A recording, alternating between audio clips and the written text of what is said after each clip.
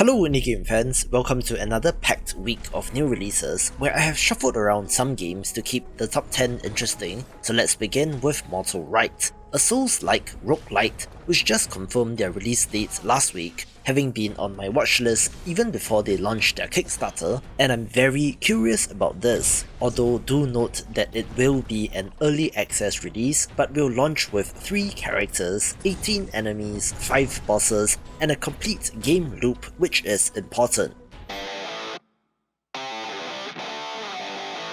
Another variant on the action roguelite is Munch, a title that might have a little bit of Vampire Survivors DNA, but that influence has diminished through the months of development, where the tagline for this game is Kill, Eat and Evolve, where you play as a monster, devouring your enemies, and then evolving into one of 12 different monsters. The cool thing about this game is that each monster has different abilities, yes, but also a different soundtrack and appetite, which could be cool, all as you work towards releasing the gods of heavy metal, looking pretty metal and sick in terms of art style as well.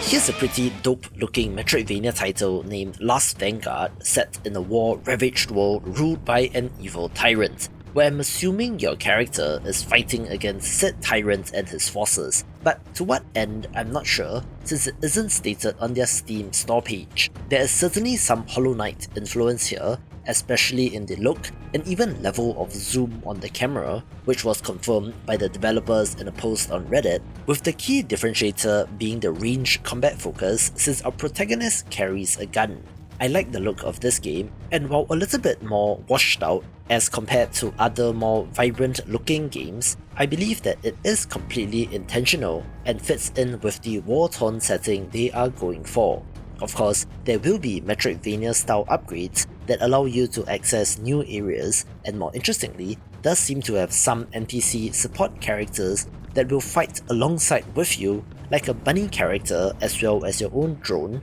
with the early access release containing 26 boss battles and 8 biomes, and seems functionally complete, just missing a final standalone challenge to tie everything together. So early access would not be the labeling I would choose, but here's wishing them all the best. Love indie games? Sign up to my newsletter to get a weekly dose of what's hot, along with some news and of course, weekly game giveaways, so if interested, link is in the description below. A fresh new title that I want to showcase is Empire of the Ants, since it sure looks awesome, being a photorealistic real-time strategy game in which you control a colony of ants on various missions, controlling a single ant but can command the legions. You are tasked with defending and expanding the colony by gathering resources, forging alliances, and strategically battling rival colonies to secure your own survival and growth. At the heart of the gameplay is resource management and tactical combat, RTS style, where your economy needs to be able to sustain the growing swarm, so worker drone ants are important, but at the same time, warrior ants are needed to defend the base and to take new territory, looking like an interesting take on the genre. There are different insect legions that you can use, such as a defensive snail or the mobility of rhino beetles, giving you plenty of strategic options as you go about your missions. Interestingly, there will be a 20-hour-long single-player campaign inspired by the works of author Bernard Werber, who wrote a trilogy of books which are known as The Ants, and while I'm not familiar with the source material,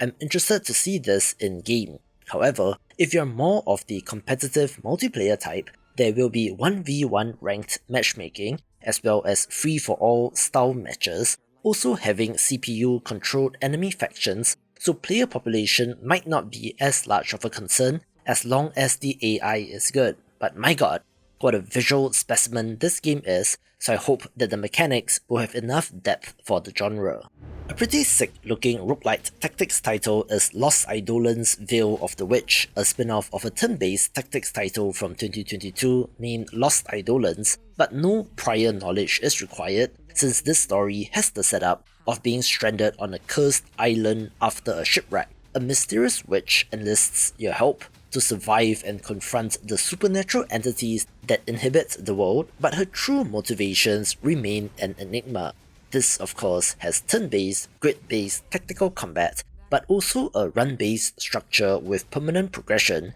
as you unlock upgrades after you fail a run, which leads to replayability. Each run gives you a new opportunity to fine-tune your team and to refine your approach, with a heavy emphasis on adaptability to tackle new challenges, all wrapped up with an awesome visual style.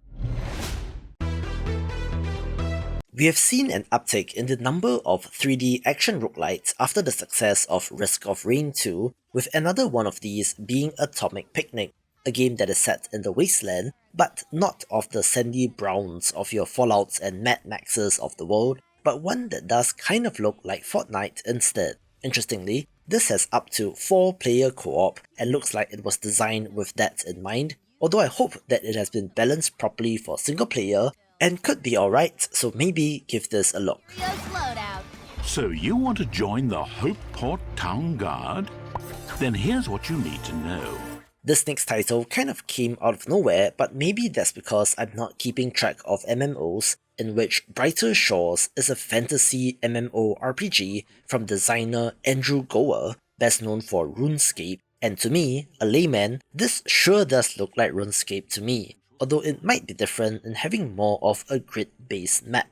This has a medieval high fantasy setting where you begin your journey as a recruit in the Homeport Town Guard, facing unexpected challenges like a mysterious storm and local goblin unrest. The game offers a vibrant world filled with magic, secrets, and a multitude of professions, allowing you to take on various roles like fisher, forager, chef, woodcutter, miner, alchemist, blacksmith, and more, which again is very RuneScape-like. As you navigate this enchanting landscape, you will uncover ancient powers and can eventually become one of the legendary classes of old, such as Cryo Knight, Guardian, or Hammer Mage, which are quite interesting sounding and different as compared to your standard fantasy fare. Interestingly, this has a freemium model where you can access 2 areas in Homeport and Hope Forest for free, but if you want to get to the mine of Mantuban or Crinopolis, as well as access perks and mechanics like the ability to change your name, exclusive armor dies, and player-to-player trading, the premium pass will be required, which appears to be some sort of monthly subscription, again like RuneScape, so it might be exactly what fans of that game are looking for if they want to support the designer, and hey, if it ain't broke, don't fix it, which appears to be the case here. Just trying to be quiet, okay? The sequel to Chicken Police Painted Red from 2020 releases this week in Chicken Police Into the Hive, a detective noir adventure game set in the world of anthropomorphic animals. 2 rooster detectives take on a new case that takes them on a wild quest which leads them to the walled ghetto of insects, having to unravel a global conspiracy while grappling with their own personal demons. Like the first game, the writing and voice acting seems like the highlight, having over 30 unique characters which are fully fleshed out as you gather clues and interrogate suspects across more than 35 locations. The game invites you to solve puzzles, adventure game style, to progress the main story, but there are also side missions that will reveal the hidden layers of the story and world. Interestingly, for a film noir inspired title, they have added a Technicolor mode which adds colour to the whole game instead of monochrome, which might take away some of that artistic flair, but might also allow it to appeal to a broader audience, looking like a fitting successor to a good game. Speaking of adventure games, I have to mention Death of the Reprobate, a humorous point-and-click adventure game that uses classic Renaissance paintings as the backgrounds and characters, coming to us from developer Joe Richardson, who has made this aesthetic his thing, being the same as his previous games 4 Last Things and The Procession to Calvary. Similarly, it is a humorous take on the genre, where in this game, Immortal John is dying, and as the last surviving heir, you are called upon to fulfill his dying wish. It is about being a nice lad, of helping the cast of quirky characters and looks chill, that is, until the devil gets involved, leading to the larger narrative of this title and should be good. I cannot believe I'm saying this, but it has been more than 10 years since the release of Goat Simulator, and seemed like it was just yesterday that you had the likes of Jacksepticeye, Markiplier, and PewDiePie covering the original game and how things have changed since then, especially on YouTube. But the developers are back with Goat Simulator Remastered, a visually upgraded version of the classic that now includes all DLC and perhaps intentional bugs left in the game, so that a new generation can experience the chaotic mess that this game is, where I think that it still has its charm in 2024, even if the studio itself isn't exactly a small indie team anymore. An interesting looking strategy roguelite title is Lucky Hunter, a roguelite auto-battler with some deck building, or more accurately, symbol building elements, in which you are drafting units and cards which are then randomly and automatically placed on the playing field, so you need to find synergies between the cards that you draft and the relics that you get. Visually, it looks simple but cute and interesting, and is a different twist on the formula and could be neat.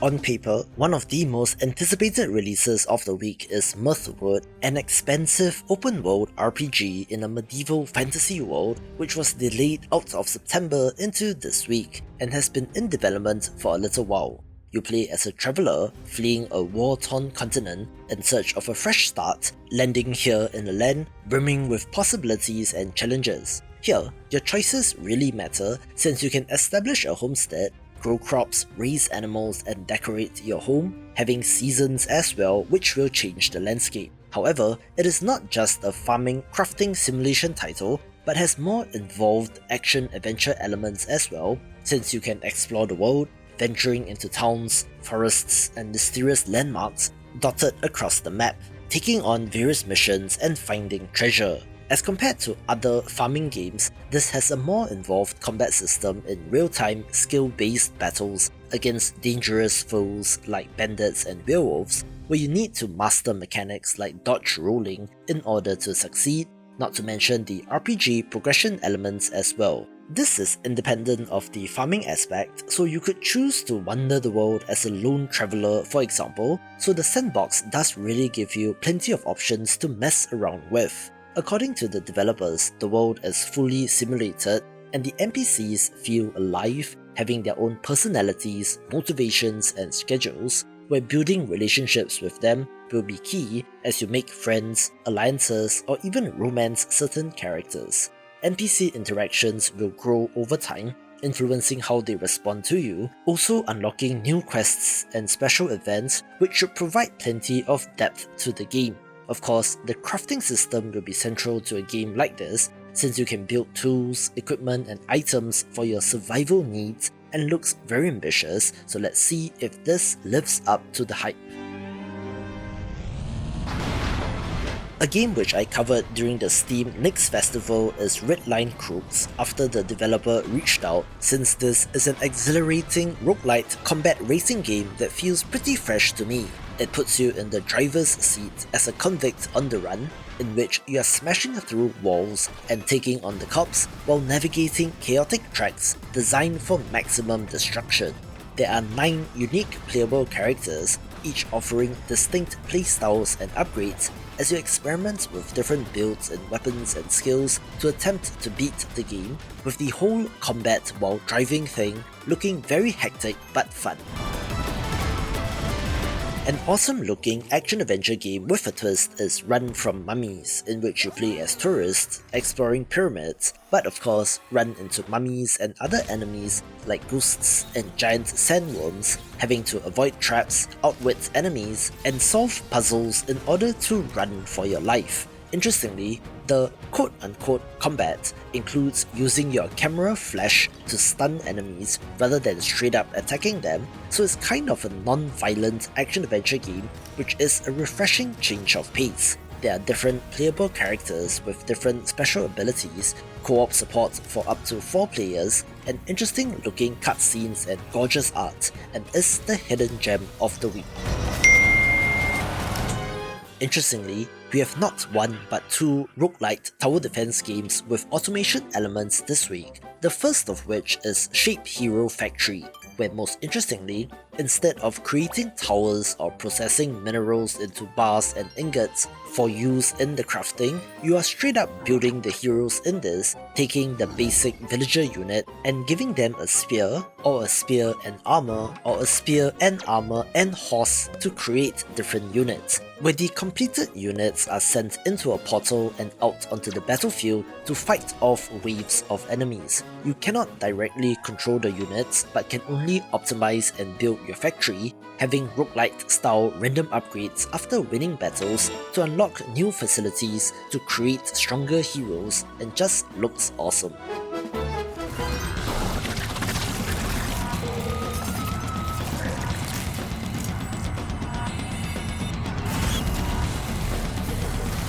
Technically, Slitterhead is being made by an independent studio, but it is a company founded by the creator of Siren and Gravity Rush, who departed Sony in 2020 to form his own team, with this being their first game. This is a third-person action horror title in which you are hunting down these monstrous creatures known as Slitterheads, which have some pretty impressive and gross-looking transformation sequences and designs. While they are technically independent, I'm guessing that they must have had some sort of funding to be able to work on this game for 3-ish years, and they did premiere the game at Jeff Keighley's The Game Awards, so the industry contacts are there, even if their website only lists about 15 people, so let's see if the game is any good. Another not-so-indie title is Teenage Mutant Ninja Turtles Splintered Fate, a co-op action roguelite title with, of course, co-op support for up to 4 players, allowing you to play as the 4 turtles as they work together to save Master Splinter from the Foot Clan. Each of the 4 turtles have different focuses, from critical damage, high damage to single target, area of effect, and extended range, so it's interesting to see the turtles in a genre like this, and thus feature familiar foes like Bebop and Rocksteady, who will make an appearance as well. If you're in the mood for a typing game, Touch Type Tale Strategic Typing might be of note, a strategy title that has you viewing a map where you need to type to interact with the game, either through the screen at the bottom center of the game or on the map itself. It is framed as a storybook telling tales of epic battles and sieges, having a full single-player story campaign, which I'm sure will have interesting scenarios and missions, not to mention mini-games and side activities like cooking, and looks awesome. A cute looking game is Trash Goblin, a shopkeeping management sim where you play as a goblin who has the skill of uncovering, cleaning and upcycling trinkets so that they can be sold to your customers for profit. This is a cozy management simulation game with a tactile feel, since you are interacting with the junk to clean it up rather than simply hitting one button to clean, where you need to chisel away the dirt, clean it with a sponge and even touch it up by painting it, combining various items into something new that is customized and perfect for your customers, of which there are 15 plus to get to know. You can buy new tools and move your shop to new locations within the city, and looks pretty cozy, although I am curious about the story setup since it touts endless customers and endless gameplay as a feature, so I'm not sure if there is a definitive end to the game, so to speak.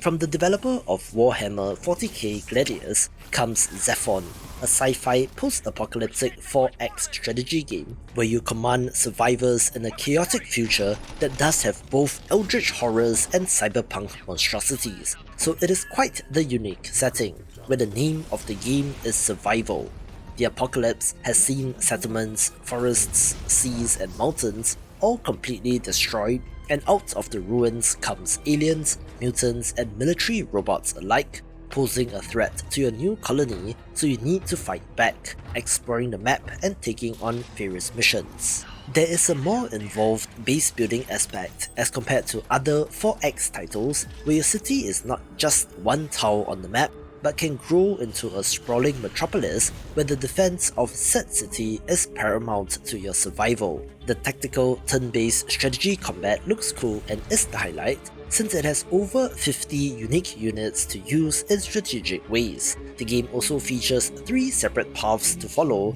in human, voice and cyber, but you can also combine them in some weird ways, allowing you to carve your own path, having all the expected systems like a research tree, diplomacy and other factions, critical decisions to make during random events, and even multiplayer support. So if you're a fan of this genre, this is a no-brainer pick.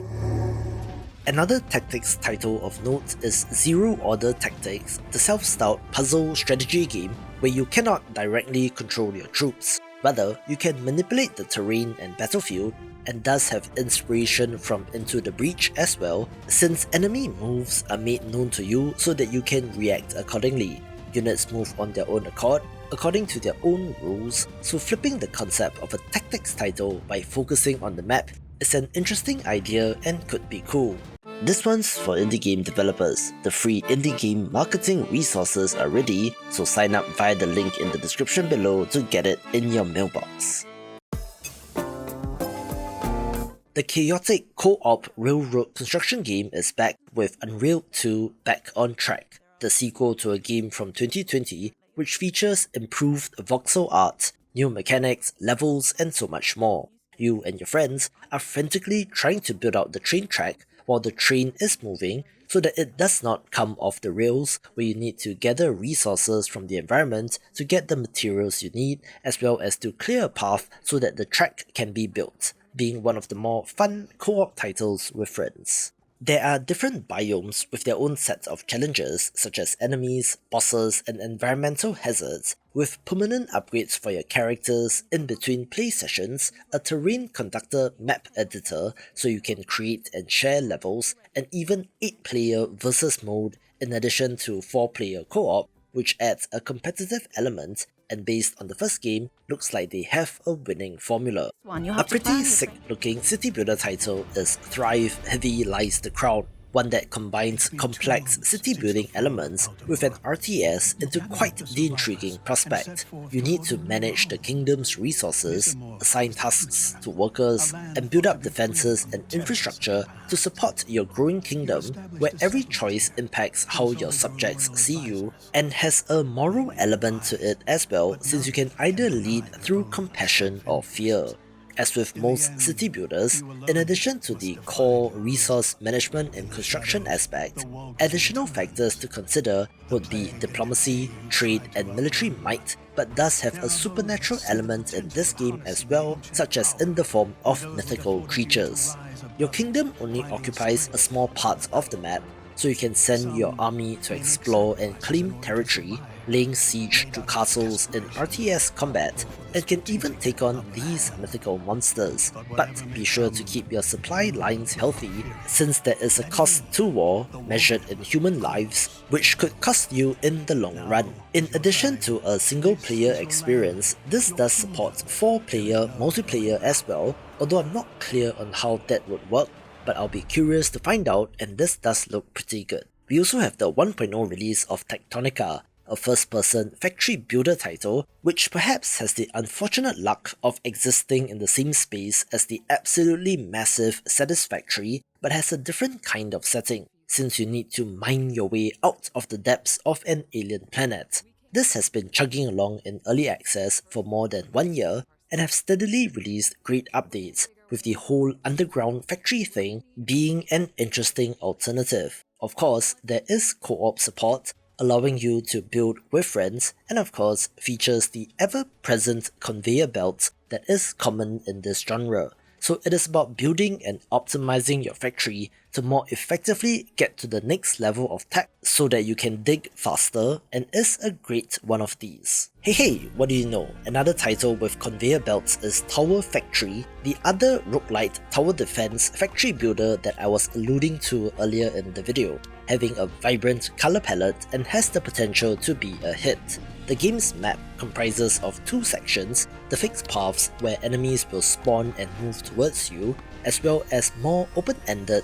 almost RTS or city building looking play areas, which is where you're supposed to build your factory, gathering materials so that you can construct defenses and more factory parts to increase production and move up the tech tree.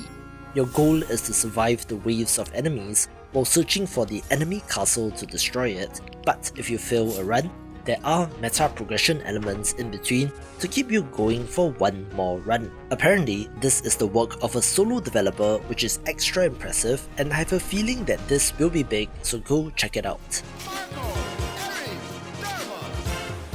This next title is my most anticipated game of the month, and while technically not so indie due to the IP, Metal Slug Tactics is being made by an indie developer, so it kind of counts but not really. But anyway, I like Metal Slug, so this is of interest, even if it is a radical departure from the run and gun action of the original games. It is a roguelite tactics title that sees your squad battling against enemies to liberate a city, choosing which mission to take on a node-based map. You are using a squad of 3 heroes, each with special perks and abilities, so you need to figure out the best combination, being able to choose your loadout in terms of weapons and even weapon mods, having a cover system, a translation of the run and gun element, since you get damage reduction the more squares you move, which is interesting, all wrapped up with gorgeous pixel art, so of course I'm down for this. Watch this video for more of the best pixel art indie games.